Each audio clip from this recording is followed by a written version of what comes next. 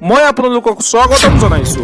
দৰ্শকসকল, আজি মই আপোনালোকৰ ওচৰলৈ অসমৰ লগতে দেশ বিদেশৰ বিভিন্ন ধৰণৰ খবৰ লৈ আহিছো।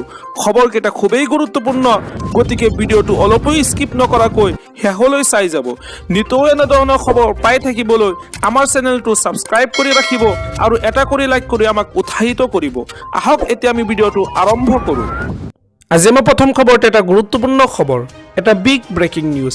খালী হৈ থকা একাউণ্টৰ পৰা ছেকেণ্ডতে উলিয়াব পাৰিব 10,000 টকা। এতিয়া আপোনাৰ একাউণ্ট শূন্য বেলেঞ্চ হ'লেও এটিএমৰ পৰা উলিয়াব পাৰিব 10,000 টকা। পকেটত এটকাও নাথাকিলেও চিন্তাৰ কাৰণ নাই, আপুনি খালী হৈ থকা একাউণ্টৰ পৰা উলিয়াব পাৰিব 10,000 টকা। অভাৰড্ৰাফ্ট সুবিধা থাকিলে আপুনি লাভ কৰিব 10,000 টকা। যিসকলৰ জনধন একাউণ্ট আছে তেওঁলোকে লাভ কৰিব এই সুবিধা। খালী একাউণ্টৰ পৰা ধন উলিয়াবলৈ আপুনি বেংকলৈ যোৱাৰ কোনো প্ৰয়োজন নাই। যিকোনো এটিএমৰ পৰা ছেকেণ্ডতে উলিয়াব পাৰিব 10,000 টকা। অভাৰড্ৰাফ্ট সুবিধা ল'বলৈ আপুনি প্ৰথমে বেংকত ধন জমা নথলেও হ'ব। জনধন একাউণ্ট থকা লোকৰ ধন শূন্য হৈ থাকিলেও লাভ কৰিব এই সুবিধা।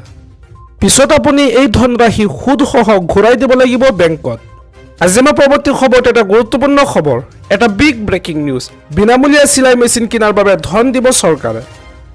এই আঁচনিৰ বাবে প্ৰথমে চৰকাৰে আপোনাক দিব চিলাইৰ প্ৰশিক্ষণ। চিলাইৰ প্ৰশিক্ষণ শেষ হোৱাৰ পিছত আপোনাক চৰকাৰে দিব ধন। চিলাই মেচিনৰ বাবে 15,000 টকা দিব আপোনাক চৰকাৰে। বিশ্বকৰ্মা আঁচনিৰ অধীনত লাভ কৰিব এই সুবিধা। লাখ লাখ মহিলাই চিলাই মেচিন ক্ৰয়ৰ বাবে কৰিব লাগিব এইকেইটা কাম।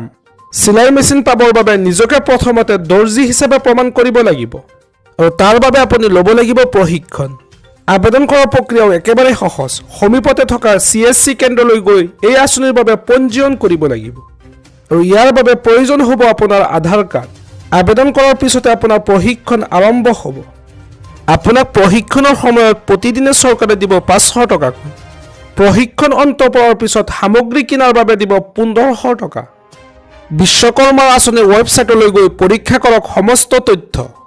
আৰু বিশ্বকৰ্মা আঁচনিৰ ৱেবছাইটটো হৈছে pmvishwakarma.gov.in। সমগ্ৰ ৰাজ্যবাসীলৈ 11টা বিষয় ঘোষণা কৰিছে মুখ্যমন্ত্ৰী ডক্টৰ হিমন্ত বিশ্ব শৰ্মাই। অহা মাহৰ 17 ছেপ্টেম্বৰৰ পৰা লাভ কৰিব অৰুণোদয়ৰ ধন। অক্টোবৰ মাহৰ পৰা ছাত্ৰীসকলৰ বেংক একাউণ্টত সোমাব নিযুত মাইনাৰ ধন। আৰু লগতে নৱেম্বৰৰ পৰা ৰেচন কাৰ্ডত নতুন সংযোজন কৰা হ'ব। ৰেচন কাৰ্ডৰ হিতাধিকাৰীসকলে চাউলৰ লগতে সুলভ মূল্যত লাভ কৰিব দালি, চেনি আৰু নিমখ। মেট্ৰিক দিবলগীয়া পৰীক্ষাৰ্থীসকলে পাব প্ৰতিমাহে 300 টকাকৈ। অহা বছৰৰ জানুৱাৰীত গেছৰ চিলিণ্ডাৰ ক্ৰয় কৰিলে পাব 250 টকাৰ ৰাজসাহায্য।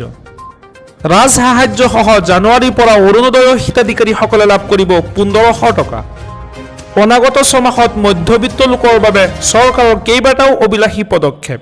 10ম শ্ৰেণী উত্তীৰ্ণ মুখ্যমন্ত্ৰীগৰাকী কোন? ডক্টৰেট ডিগ্ৰী থকা দেশৰ একমাত্ৰ মুখ্যমন্ত্ৰী হিমন্ত বিশ্ব শৰ্মা। আনহাতে 10ম শ্ৰেণী উত্তীৰ্ণ মুখ্যমন্ত্ৰী হৈছে মহাৰাষ্ট্ৰৰ একনাথ সিন্ধে। দেশৰ 30গৰাকী মুখ্যমন্ত্ৰীৰ শিক্ষাগত অৰ্হতা প্ৰকাশ ADR-ৰ। নিৰ্বাচনী শপতনামাৰ ভিত্তিত ৰাজহুৱা কৰা হৈছে শিক্ষাগত অৰ্হতা। ADR-ৰ প্ৰতিবেদন মতে 37% মুখ্যমন্ত্ৰীৰ আছে স্নাতক ডিগ্ৰী, 14% গ্ৰেজুৱেট প্ৰফেচনেল আৰু 30% আছে স্নাতকোত্তৰ ডিগ্ৰী। ছত্তীশগড়, মেঘালয়, ত্ৰিপুৰা, মধ্যপ্ৰদেশৰ মুখ্যমন্ত্ৰীৰ আছে স্নাতকোত্তৰ ডিগ্ৰী। ৰাজস্থান, উত্তৰাখণ্ড, পশ্চিমবংগৰ মুখ্যমন্ত্ৰীৰো আছে স্নাতকোত্তৰ ডিগ্ৰী। আনহাতে ঝাৰখণ্ডৰ মুখ্যমন্ত্ৰী হেমন্ত সোৰেন, পাঞ্জাৱৰ মুখ্যমন্ত্ৰী ভগৱন্ত মান দ্বাদশ শ্ৰেণী উত্তীৰ্ণ।